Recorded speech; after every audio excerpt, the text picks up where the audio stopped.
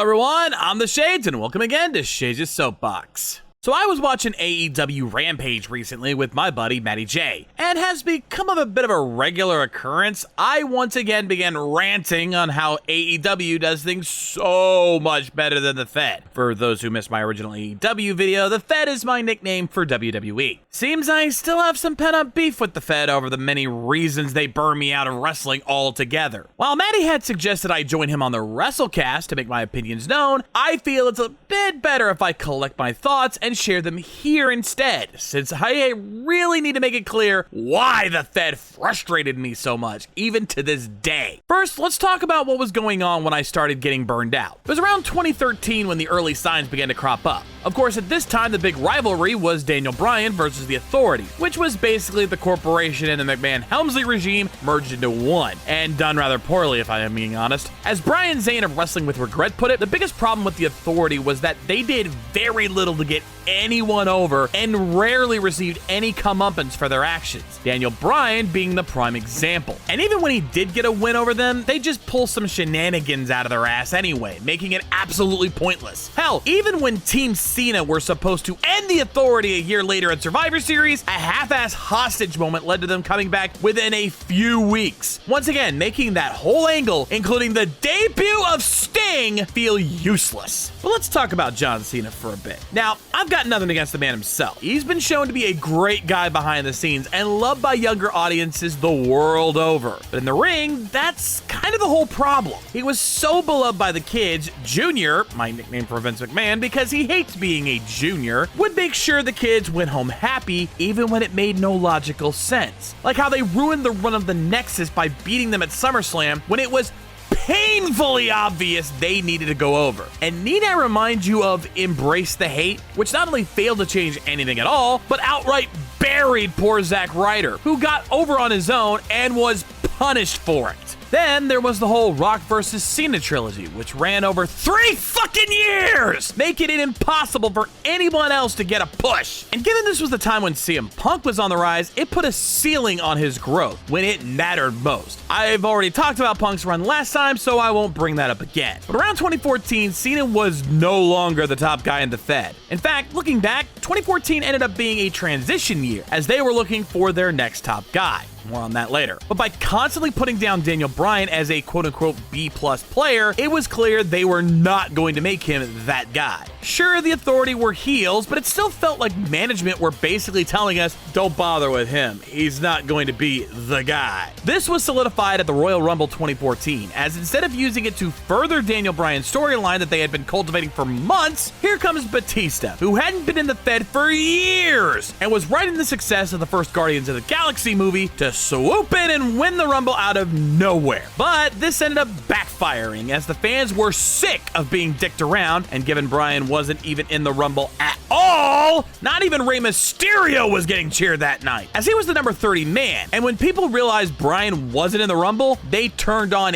everyone, making the Fed forced to turn Batista heel immediately. At the same time, after all the mistreatment CM Punk had endured, again, see my last video for the rundown on that, the Rumble was his last appearance in the Fed. From what we learned later, he was going to be booked against Triple H at WrestleMania, not even getting close to the main event, which he never got, even as champion, going back to that Rock Cena trilogy, on top of horrible injury management from their lead medical staff. So he had enough and left. So instead, realizing the fans did not want the main event they had planned, they used this to give Bryan the nod, having him beat Triple H, and then using that to add him to the main event and beating both Batista and champion Randy Orton to take home the gold. But it was on this night, WrestleMania 30, where I hit my first breaking point due to another match on that same card, the ending of the streak.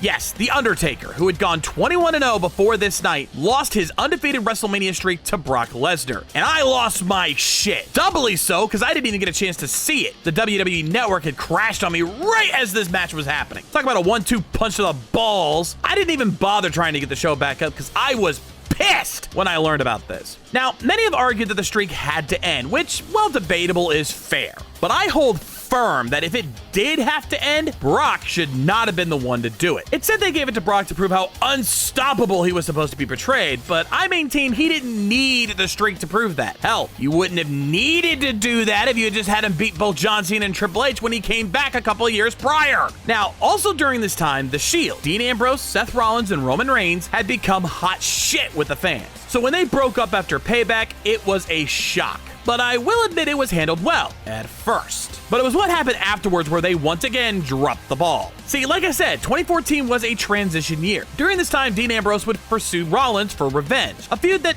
didn't even conclude when they suddenly had Dean switch over to Bray Wyatt for no real reason. I'll get back to that in a moment, since that's actually another significant moment for me. While all that was going on, Roman Reigns, who should have been just as much a part of that feud as anyone, was suddenly in the title hunt. Anyone with a working brain could see what this was telling us. Roman Reigns was shaping up to be the next big man in the company. This all culminated at the Royal Rumble 2015, which is a contender for one of the worst Royal Rumbles in history, which, given stuff like the 99 Rumble, is saying something. At least 99 had some historic significance with the first female entrant in Rumble history. Here's what made 2015 the worst. See, Daniel Bryan, only 2 months after winning the title, had to forfeit it due to injury and was out of action for the rest of 2014. A week before the Rumble, he comes back and is entered into the Rumble match. Folks, if there was ever a more perfect storyline, I can't find it. Bryan has all the sympathy in the world for coming back and having the chance to regain the belt he never lost, beating Brock Lesnar at Mania in a true David versus Goliath match. But when Daniel Bryan was eliminated early by Bray Wyatt, it sent the signal to the fans. He was now old news to Junior. The intention was that he would be eliminated early on so fans could have time to grieve. Then when Roman Reigns came out, they'd shift over to him to be the hero. But in the words of Adam Blampied, that did not happen though. In this internet age where we know way more behind the scenes than we used to, we knew they were trying to push Reigns as the next big thing. But we weren't ready to accept him since we still had others we wanted to see their stories complete first. And worse yet, their attempt to make him seem like a conquering hero was half-assed at best, having Big Show and Kane, and I should also note this wasn't badass big red monster Kane, but ugly, boring, and totally neutered corporate Kane, eliminate most of the remaining entrants. Then, when it was down to the three of them, Kane and Big Show start fighting each other out of nowhere, so Reigns can eliminate both of them at once. And as if they knew he was gonna get booed, they sent Roman's cousin, The Rock, out to celebrate with him. Put this in perspective here. The Rock is a legend of the highest caliber. Even during the Rock Cena trilogy, no matter how bad it got, The Rock was still getting massive ovations from the fans. It honestly felt like there was nothing you could do to get people to hate Dwayne Johnson. And yet, here we are, with the fans booing even louder at this blatant attempt to use The Rock to block the hate Roman was getting from all this. Just look at this image. The Rock holding Roman's hand in the air, but as he looks around, he can tell things have not gone as expected, and he's just dumbfounded. This was the moment that Roman as a character was FUBAR. There was no way you were ever going to get Roman Reigns over with the fans in his current state. It was so bad, in fact, that they had to call another audible, which luckily they had the means to do, as Seth Rollins had won Money in the Bank months back and had yet to cash in. Thus, the heist of the century, where Rollins added himself to the main event at Mania, won the belt, and ran off quick to get away. Rollins was supposed to be heel, but he could not have gotten a bigger pop than that night. It was so last minute, in fact, Roman's family, who had come to the show to see their boy win the big one, were none too happy with this last minute change. But to be fair, it was a case of if Roman wins, we riot, so Junior was kind of catch-22 here. But while the Fed tried to cool off on Roman for a few good months, any attempt to push Roman as a face was met with nothing but disdain. We all knew he was the chosen one, and thanks to the Fed constantly making it feel like anything done by upper management was done with evil intent, it bled over into real life and was now hated. It took them years before they finally turned Roman heel, and only then did his new persona as the Tribal Chief got over with the fans. But by then, they had been hemorrhaging ratings and fans left, right, and center. As for Dean Ambrose, his feud with Wyatt was the final straw for me. I could even name the exact moment I said, "Fuck this company." TLC 2014, a TLC match between Dean and Bray, and at the end of the match, in a moment of desperation to end it, Dean grabbed a monitor from the announce table. But just as he goes to clock Wyatt with it, it explodes in his face, leading to Wyatt taking advantage to win. So not only did Dean's feud with Seth Rollins end abruptly for no reason, just to switch to Bray Wyatt, but then that feud ends in the most ridiculous way possible, giving Ambrose no resolution whatsoever. I was done. I did not want to watch the Fed again after that, and while I did try to watch the Rumble and Mania for a couple of years after that to see if they would improve, it was clear that things were only going to get worse. So before long, I couldn't even watch those anymore. So what is the real problem with the Fed? It boils down to simply a loss of consistency and reliability. The Fed see themselves as sports entertainment, and while it's clear they want to focus more on the latter half of that term, when that half is so universally broken, there's nothing to fall back on. For anyone who wasn't in the main event, the storylines they were given, if they were given anything at all, are weak-ass soap opera bullshit that don't really fit the personas of the characters they play. And most of these storylines never have a proper conclusion. They just sort of blend into the next one. Plus, it's clear Junior has a bigger case of ADHD than I do, since the concept of long-term storylines elude him. Oh, don't get me wrong, some rivalries can last forever, but those usually just have no purpose behind them, and the story behind the rivalry changes month to month. And again, no resolutions! Without some sense of closure, it leaves fans frustrated, and before long, apathetic. Why should I care about the story of a feud if I'm not gonna see it end properly? Now, to be clear, this is not the fault of any of the talent in that company. I don't hate Joe Anoa'i,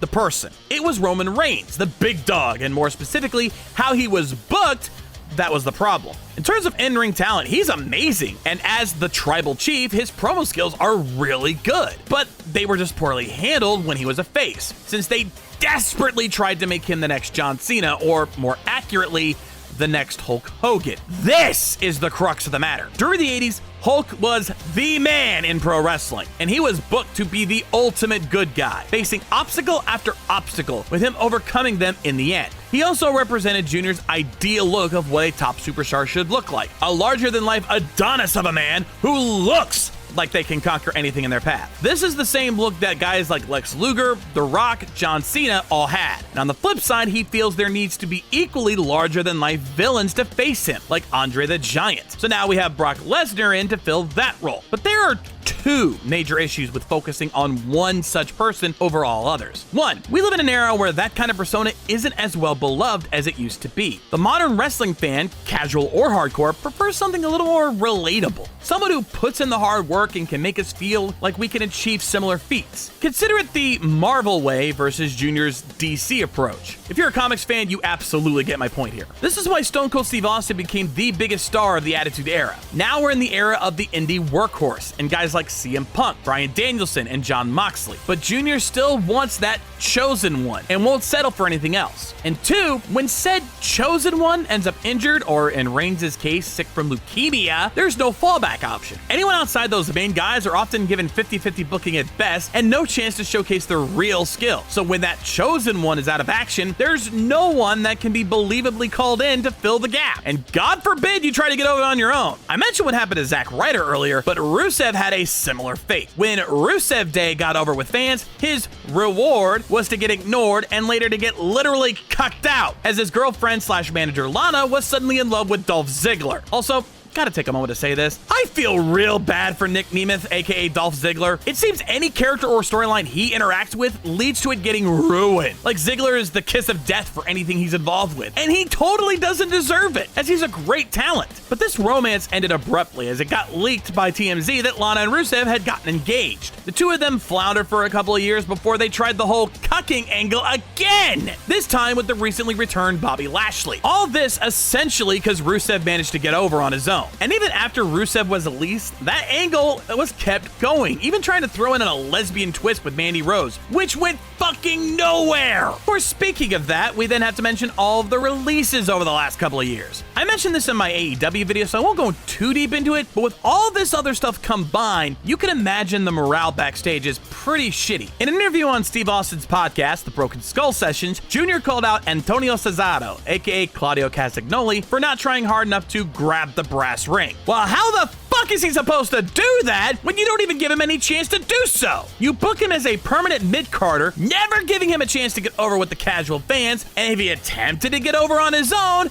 you punish him for it. So what the fuck is he supposed to do? You basically told him and anyone who's in a similar position, don't bother trying to get over because we don't see you as a top star, and we won't give you the chance to do so, so enjoy being in mid-card hell forever. Now, let's compare all of this to AEW. All of their talents are booked equally immediately with no creative to force them into anything. Tony Khan, who handles the booking, simply goes, "We want you two to have a feud, so see if you can make it work," and lets the talent handle it from there, aside from the occasional bullet point they want to hit. They also allow the talent to handle the matches themselves, so both sides get to work their best stuff, both in the ring and on the mic. What results in, no matter who wins or loses, both sides come out looking better. See, contrary to what Junior seems to think, we don't care who wins or who loses. We know these things are predetermined, so what we look for is how good their performance is. It's like watching a stage combat show, something I, as a regular of MetroCon, am all too familiar with. What most of us look for in a good wrestling show is some killer promos, some great matches, and that everyone gets a chance to shine. Even when the outcome is so painfully obvious, if the losing side puts on a good showing, they can get over. And if you think I'm kidding, I can even name a good recent example of exactly this. On the March 18th episode of Rampage, the House of Black, Malachi Black, Brody King, and Buddy Matthews took on the team of Bear Country and Fuego del Sol. Now, from the off, we knew the House was gonna win. They were the more over group, and they needed to look dominant right now, so it makes sense. But near the end of the match, Del Sol, a rather skinny-looking luchador to be fair, went 3-on-1 with the entire House, and for a brief moment, he was holding his own. Power by the House of Black. And Pinky Lee off the top. Wow, not bad. Oh, here he goes. Come on, Fuego. Fuego's fighting. Let's go, baby. He's fighting for his man. Let's go. Oh, no. Fuego. Fighting for his life. Look at this. The boot is Oh, gone. yes. Enziguri. Oh, the waist lock though. Buddy Matthews eats a back elbow from Fuego del Sol. Fuego might do it. He might win the whole thing. Oh, I don't think he's doing it. Sure, they still lost, but the crowd was behind Fuego, and he even got some mic time a week later as a result. His own performance got him over with the fans, and he was legitimately rewarded for it. On top of that, at least a quarter of the roster, if not half the guys in the main roster, are viable top stars. Instead of having a single chosen one, MJF mentioned he was one of 4 pillars in AEW, along with Sammy Guevara, Darby Allin, and Jungle Boy, all of who could easily be AEW champion alongside the big names like Kenny Omega, CM Punk, Bryan Danielson, Jon Moxley, and current champ Hangman Adam Page. So if Page is injured and someone needs to fill his spot, you've got plenty of options, and fans would be behind any one of them with no complaints. Hell, let's look at Jungle Boy for a minute. What some of you are only somewhat familiar with is that Jungle Boy, real name Jack Perry, is the son of 90s TV star Luke Perry, but they rarely ever bring that up in the ring. Really, it's only JR who mentions his real name, and it's clearly a bad force of habit, not something they do intentionally. Jasaurus trying to motivate his buddy, the Jungle Boy Jack Perry. For me, honestly, to even hear Jim Ross say my name is cool. Yeah. That's the voice of wrestling to me. If that had happened at an earlier stage and it were someone else, I probably would have said, "Can you not do that?" But I'm not going to say that to Jim Ross. If that's what it sounds like to him, that's cool with me. Jack was able to get over with the fans on his own merits. If he were in the Fed, not only would it be a constant thing mentioned on commentary, I would not be surprised if they had Luke accompany him to every match just to get that minuscule ratings boost, while not letting Jungle Boy do what he does best, thus would never get over. And his partner, Luchasaurus, is former NXT talent Judas Devlin. You know, the guy who called out former trainer Bill DeMott for his rather abusive training practices. I can just imagine he'd never be able to get over in the Fed now, since they would totally punish him for speaking out like he did. And when it comes to long-term storytelling, they've got it down. Let's go back to Adam Page for a moment. They spent 2 fucking years building him up in the main event scene, showing how he couldn't win the belt from Kenny Omega originally, how it led to him being an alcoholic for quite a long time, getting help from the Dark Order, then finally last year, coming back sober and ready to go, winning the Casino Battle Royale to earn a shot at the title from his old friend Omega, and at Full Gear 2021, he finally succeeded, winning the belt in an epic confrontation. That is how you do it. You keep the main pieces relevant, show the progression, and when it's time to pull the trigger, you pull that fucking trigger. It was a moment of sheer ecstasy for fans, and by the time they were ready to put the belt on Page, fans were clamoring for it to happen, as he had more than proven his worth as a top star. Even better, he's continued to prove himself to this day, with amazing feuds with the likes of Bryan Danielson, Lance Archer, and Adam Cole, baby! He never feels like he's easy prey, but he never feels like he's unstoppable either. He's just had to face some legit guys who could just as been viable as AEW champion, but that made his victories that much more earned. I could go on for days on how the Fed treats its talents, but the bottom line here is this. The Fed doesn't care about putting on the best show. All they care about is what's gonna make them the most money. Why else would they make a deal with Saudi Arabia? Not back out when the Jamal Khashoggi incident happened shortly before their first show, and then proceed to put on some of the worst events in the Fed's history. For fuck's sake, they brought Shawn Michaels out of retirement, one that he had steadfastly held firm to compared to so many others, only to proceed to give him one of the worst matches in his career, tainting his legacy twofold. And thank fuck The Undertaker is now retired, because after his Saudi appearances, it's a miracle he's even alive to retire. Like I said in my last soapbox, I'm a firm believer in karma, and the amount of bad karma Junior and his cronies have built up is going to come back on them hard before too long. But the sad truth of it is, he won't go down alone. If and when the Fed falters, it's going to come at the cost of all those amazing talents. Hell, with those releases, it seems like a fair few of them have already been made to deflect that karma for him. This is why last time I said don't bother defending the Fed to me, because with all of this out there, there is, pun intended, no chance in hell I'd ever want to give the Fed a single ounce of my time, my energy, and especially my money. But the Fed's loss is our game, as now we have guys like Keith Lee having amazing matches in AEW. Honestly, I missed Keith Lee's time in the Fed, and I think I'm glad I did, because now I only see him at his best. And when the first thing he does is yeet Isaiah Cassidy across the ring. Performance Friday night, but now he is getting thrown across the ring. Oh, hell. Oh, hell. I know he's going to be given his time to shine in AEW, and based on recent matches, I've yet to be proven wrong. Also, to all those stands out there saying Keith Lee isn't getting booked well in AEW, are you watching the same show I am? He's in main events on Rampage, he's having killer matches, he's delivering awesome promos, and he started qualifying for a ladder match for a TNT title shot. What, you want him to jump right into the AEW title hunt? That's the Fed's way of thinking. Not everyone knows who Keith Lee is, though most AEW fans are well versed enough. You need time to build him up, while also not stealing spotlight from AEW guys. For all the complaints about how many former Fed and NXT guys Tony Khan has signed, the ones who are often front and center in the main event are guys who weren't from the Fed at all. So I'd say in all, he's been treated just fine. And if you need any further proof that AEW is the place to be, consider what is starting literally this week: the Owen Hart Tribute Tournament. Owen Hart tragically died falling during his entrance stunt at the 1999 Over the Edge pay-per-view in the Fed. His widow, Martha Hart, has never forgiven them for it, refusing to even allow Owen Hart into the WWE Hall of Fame, even as fans are clamoring for it. But when the Owen Hart Tribute Tournament was announced last year, it was confirmed that this was made with Martha's blessing and endorsement. This is likely because how they treated the loss of John Humer, the former Brody Lee